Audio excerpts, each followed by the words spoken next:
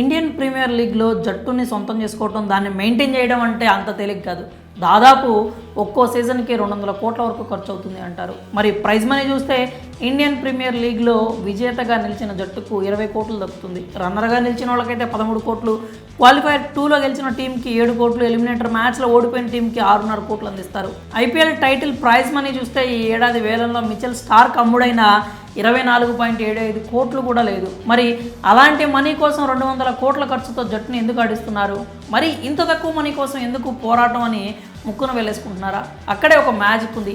IPL prize money అనేది చిన్న chocolate లాంటిది. టీమ్ ఓనర్స్కి ఇవ్వడానికి చాలానే ఆదాయం వస్తుంది. మరి ఐపీఎల్ టీమ్స్ సొంతం చేసుకున్న షారూఖ్ ఖాన్, ప్రీతి జింతా, నీతా అంబానీ, కావ్య మారన్ లాంటి ఓనర్స్కు ఆదాయం ఎలా వస్తుందో చూద్దాం. ముఖ్యంగా టైటిల్ స్పాన్సర్షిప్ అంటారు.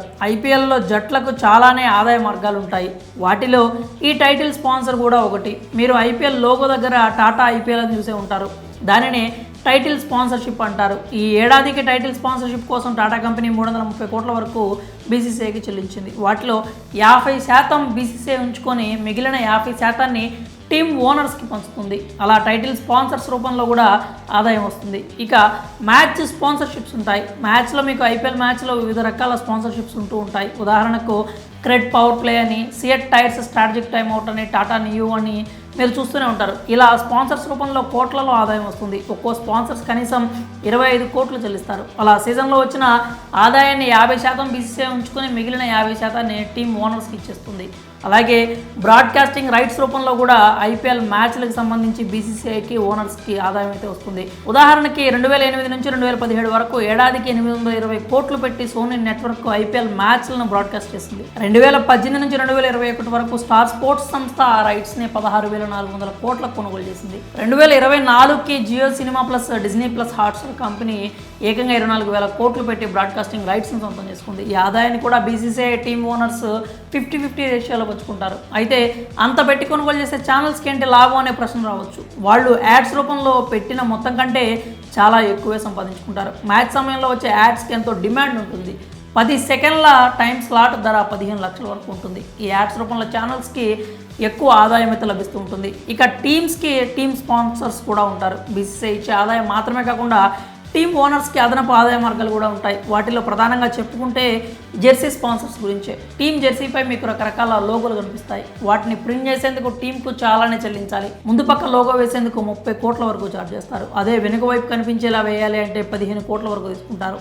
టీంకున్న క్రేజు, టీంకున్నటువంటి ఫ్యాన్ బేస్ మీద ఆధారపడి ఈ ధర అయితే ఉంటుందన్నమాట. ఇక టికెట్ సేల్స్ రూపంలో కూడా టీమ్స్కి డబ్బులు అయితే అందుతూ ఉంటాయి. అంటే ఇప్పుడు మీకు ప్రతి టీం కూడా హోమ్ గ్రౌండ్స్లో మ్యాచ్లు ఆడుతూ ఉంటుంది. అలా హోమ్ గ్రౌండ్లో మ్యాచ్లు ఆడినప్పుడు వచ్చే టికెట్స్కి సంబంధించిన మొత్తంలో 80% టీమ్ ఓనర్స్కి వెళ్తుంది. మిగిలిన 20%ని ఏదైతే ఆ స్టేట్ క్రికెట్ బోర్డు ఉంటుందో దానికి ఇస్తూ ఉంటారు. ఇలా టికెట్ సేల్స్ రూపంలో కూడా ఐపీఎల్ టీమ్స్కి అయితే ఓనర్స్కి మంచి ఆదాయం వస్తుంది. ఇక మర్చెండైజ్ కూడా ఉంటుంది. మర్చెండైజ్ అంటే మీకు జెర్సీస్ని వాళ్ళు ఎవరైతే మన ఫ్యాన్స్ ఉంటారో ఆ టీమ్స్కి సంబంధించి వాళ్ళకి ఇష్టమైనటువంటి టీమ్ జెర్సీస్ని వాళ్ళు కొనుక్కుంటూ ఉంటారు.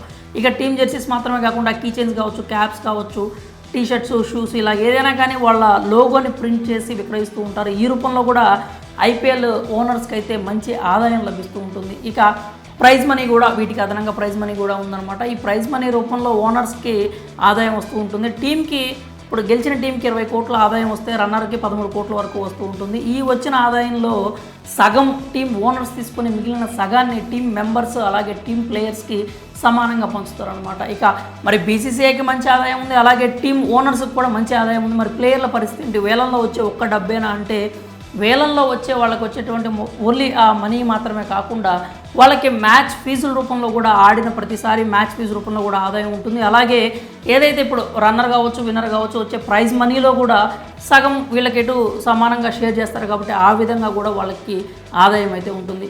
సో అర్థమైంది కదా. ఎందుకంటే ఐపీఎల్లో వచ్చేటువంటి 20 కోట్ల ప్రైజ్ మనీ కోసం దాదాపు ఒక్కొక్క జట్టు 200 కోట్లు పెట్టి ఎందుకు ఇంత కష్టపడి మెయింటైన్ చేస్తున్నారో మీకు అర్థమైంది కదా. సో వాళ్ళకి ఎన్నో ఆదాయ మార్గాలు ఉన్నాయి కాబట్టే ఐపీఎల్కి సంబంధించి ఇంత క్రేజ్ ఉంది. అలాగే టీమ్స్ కోసం కావచ్చు, లేకపోతే ఈ మ్యాచ్ల కోసం కావచ్చు ఇన్ని కోట్లలో ఖర్చు చేస్తున్నారు. ఇంతమంది దాన్ని అంటే టీమ్స్ని సొంతం చేసుకోవడం కూడా ఇప్పటికీ చాలామంది పోరాడుతూనే ఉన్నారు. సో చూసారు కదా, ఇది ఐపీఎల్ జట్ల ఓనర్లకి ఏ విధమైనటువంటి ఆదాయ మార్గాలు ఉన్నాయి, ఏ విధంగా వాళ్ళకి ఆదాయం వస్తుందో మీకైతే క్లియర్గా అర్థమైందని నేనైతే అనుకుంటున్నాను. మరి ఈ వీడియోకి సంబంధించి మీ అభిప్రాయాలని కామెంట్స్ రూపంలో తెలియజేయండి.